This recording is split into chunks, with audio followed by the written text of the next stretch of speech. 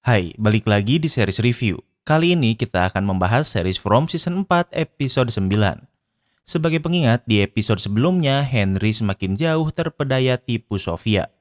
Sementara kondisi Fatima memburuk dan seharusnya ia sudah meninggal sekarang. Sementara Jed memiliki ide untuk mencabut pohon botol agar bisa dijadikan jalan keluar dari chamber. Sementara Tabitha akhirnya bertemu dengan pria berjas kuning namun tak dibunuh. Apa yang akan terjadi di episode kali ini? Tanpa berlama-lama, mari kita bahas. Di awal episode ini, kita akan melihat Tabitha yang memberitahu Boyd kalau pria berjas kuning menemuinya. Tabitha tahu kalau pria berjas kuning masuk ke rumahnya karena ia membawa gambar yang dibuat Ethan. Kini mereka semakin yakin kalau jimat hanya melindungi mereka dari monster Smiley. He killed Jim. Tabitha juga memberitahu kalau pria berjas kuninglah yang membunuh Jim. Di saat yang sama, Jed menemui mereka. Jed tak menemukan rencana lain lagi sehingga ia bersedia menjadi orang yang akan pergi ke gua. Tak ada rencana lain lagi dan hanya ini kesempatan mereka. Boyd setuju karena dengan kedatangan pria berjas kuning bahkan siang hari pun menjadi berbahaya. Rencana ini butuh persiapan sehingga baru akan dilakukan besok. Di tempat lain, pria berjas kuning berubah khusus hanya untuk menemui Tabitha. Sehingga setelah rencananya selesai, ia kembali berubah menjadi Sofia. Lalu Sofia kembali ke kota seolah tak terjadi apa-apa. What are you guys doing? Boyd told us to gather all the rope and chains we could find. Ia melihat Elgin dan Clara sedang menurunkan bendera. Sofia bertanya apa yang mereka lakukan. Elgin memberitahu kalau Boyd menyuruh untuk menemukan tali sebanyak-banyaknya. Semua orang diberitahu kalau akan ada yang pergi ke gua. Namun untuk jalan keluar dari atas akan dibuat tangga dari tali. Clara akan pergi ke gudang dan Sofia ingin membantunya. Namun ini bukanlah rencana Sofia. Sofia menunjukkan matanya yang berubah menjadi hitam. Do you remember the bargain we made? Melihat ini bukannya takut atau kabur namun Clara malah diam. Ternyata Clara dan Sofia pernah membuat perjanjian. Sehingga walau Clara tahu kalau Sofia bukan manusia namun mereka akan bekerja sama. Kemudian mereka pulang. Sofia memanggil Sarah namun tak ada siapapun di sini. Sofia membawa pisau lalu mengajak Clara ke kamarnya. Ternyata saat Clara pertama terjebak di sini mereka membuat perjanjian.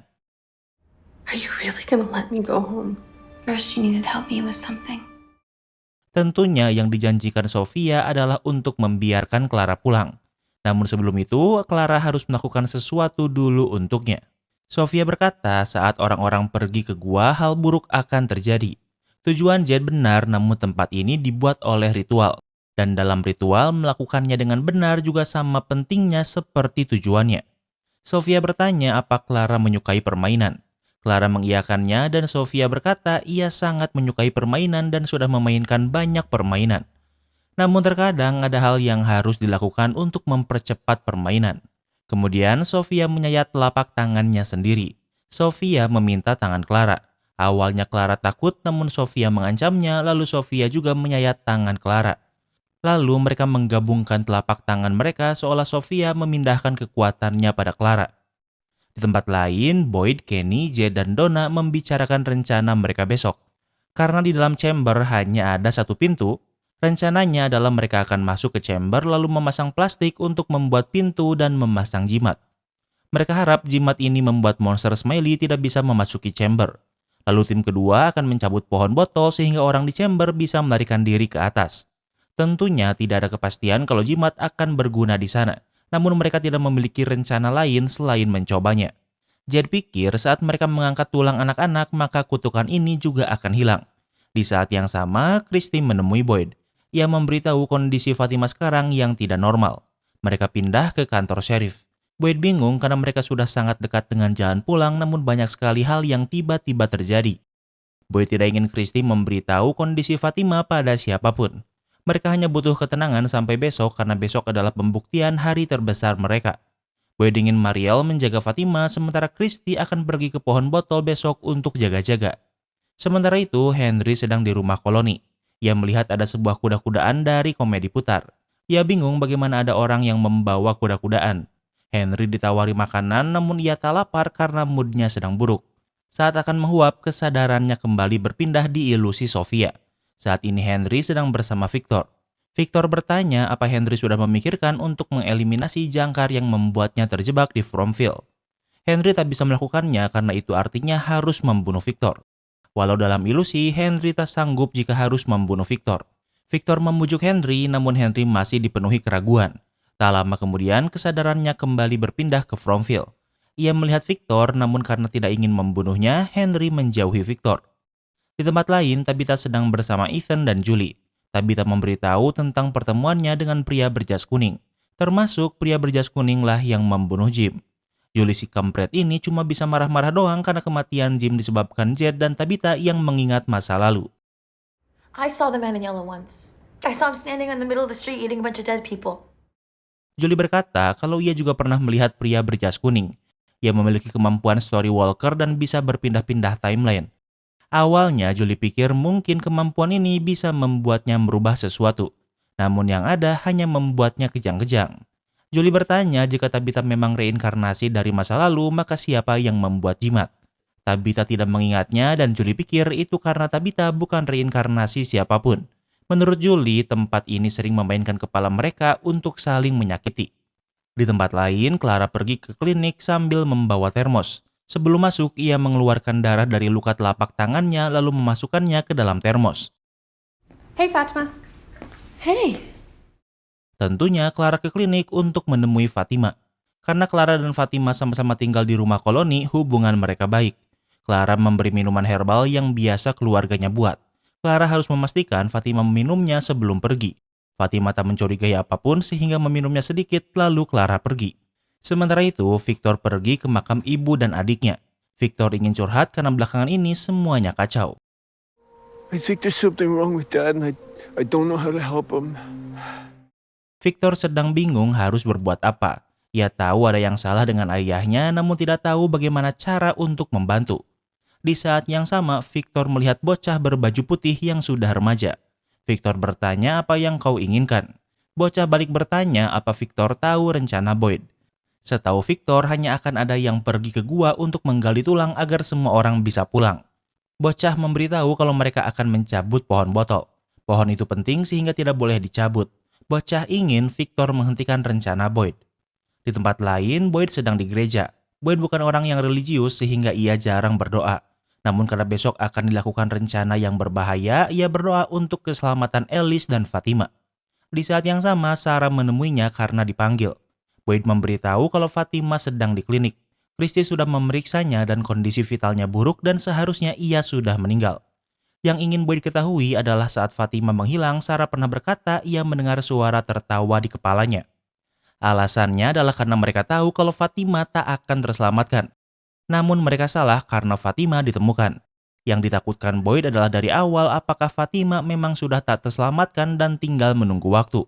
Mendengar ini, Sarah tak bisa memberi jawaban apapun. Kembali ke tempat Tabitha, Tabitha sedang sendirian di teras sambil memperhatikan jimat. Tak lama kemudian Ethan keluar. Ethan bertanya apa menurut Tabitha orang yang menyuruhnya mencari danau air mata adalah Jim. Awalnya Ethan yakin yang berbicara dengannya adalah ayahnya, namun sekarang ia mulai ragu. Ethan pikir tempat ini sengaja membuat mereka ragu agar tak mempercayai jika ada yang benar-benar ingin membantu. Ethan ingin Tabitha mempercayai hal yang ia ingat di masa lalu karena mungkin memang bisa membantu. Di saat yang sama, Tabitha kembali melihat barudak Angkoi. Ia melihat semua anak dan mereka semua menunjuk ke arahnya. Tentunya hanya Tabitha yang bisa melihatnya. Di tempat lain, Boyd, Kenny, dan Jed sedang bersama. Jed membuat sebuah radio. Mereka tak bisa menggunakannya untuk bicara, namun setidaknya bisa menggunakannya untuk membuat kode Morse. Kini setidaknya orang di gua bisa memberi kode untuk orang di atas. Di saat yang sama, Victor datang bertanya apa mereka akan mencabut pohon botol. Victor mencoba menghentikan mereka karena bocah berbaju putih yang melarangnya. Namun rencana ini satu-satunya kesempatan terbesar mereka. Jika bocah berjas putih memang ingin membantu, kenapa selama ini ia hanya diam? Boyd pikir kalau bocah itu tidak pernah ingin membantu. Victor keras kepala sehingga Boyd terpaksa harus menahan bocah vintage ini. Di saat yang sama, Tabitha menemui mereka. Kenny membawa Victor untuk dipenjara. Boyd memberitahu kalau Victor ingin menghentikan rencana sehingga terpaksa harus ditahan. Karena melihat barudak Angkoi sebelumnya, Tabitha sadar kalau yang harus pergi ke gua adalah ia dan Jed. Jed dan Tabitha adalah orang yang gagal menyelamatkan anak-anak itu sehingga merekalah yang bisa membatalkan ritual ini. Itulah kenapa Sofia berkata kalau bagaimana ritual ini dihentikan memiliki prosedur sendiri dan inilah yang ia maksud. Tabitha menunjukkan di dalam jimat ada gambar 2 orang dewasa. Tabitha pikir 2 orang yang dimaksud adalah dirinya dan Jed. Boyd takut sesuatu terjadi pada Tabitha karena akan membuat Ethan dan Julie menjadi anak yatim piatu. Tabitha menambahkan justru ia melakukan ini untuk mereka. Tabitha yakin kalau di tempat ini bagaimana cara sesuatu dilakukan itu penting. Waktu berlalu, hari sudah hampir gelap. Boyd menyalakan lonceng seperti di season pertama. Ia berpapasan dengan Sofia. Sofia berkata kalau ia akan membantu membuat tali di restoran malam ini. Seperti perkataannya, Sofia menghabiskan malam di restoran untuk membuat tangga dari tali. Monster Smiley keluar namun mereka hanya mengawasi dari luar. Namun tentunya Sofia di sini untuk mensabotase rencana dengan memotong sedikit tali agar mudah putus. Sementara itu di klinik, sepertinya air Clara mulai bereaksi. Rambut Fatima mulai rontok dan perutnya juga terasa sangat sakit. Sementara di kantor sheriff, Victor dikurung dan dijaga Boyd dan Kenny. Boyd ingin Kenny tak ikut ke lokasi gua atau mencabut pohon. Tidak ada yang tahu kalau rencana besok akan berhasil atau tidak. Jika hal yang paling buruk terjadi, Boyd ingin Kenny tetap hidup membantu Donna melindungi warga. Kenny tak ingin hanya diam. Boyd menjawab kalau bukan itu yang Kenny lakukan. Kenny akan menjadi safety net jika hal terburuk terjadi sehingga Boyd masih bisa tenang karena Fromville berada di tangan yang tepat.